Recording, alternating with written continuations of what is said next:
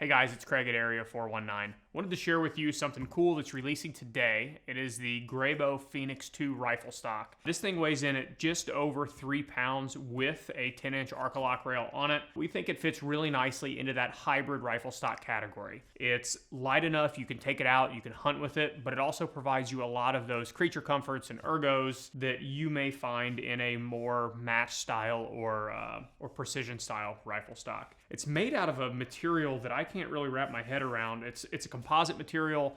They use a fiber forged technology when they make it, is what they say, where they're putting this thing under a ton of heat and stress to give you something that is really, really rigid. And it also allows it to stay in what I'll call that kind of mid-class price point of this is $7.99 before the bottom metal and Arca rail, but it's got a nice cheek system. It feels really good in the hand. It's available for 700 long action and short action. Butt pad system's nice. There's adjustable length of pull here.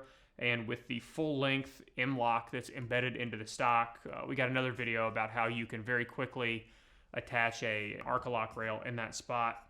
Guys, we think it's a cool product. They sent it to us, and we wanted to give you our thoughts on it. You want to learn more about it, there will be a link with the video to Grayboe's website. Again, they're rolling it out today.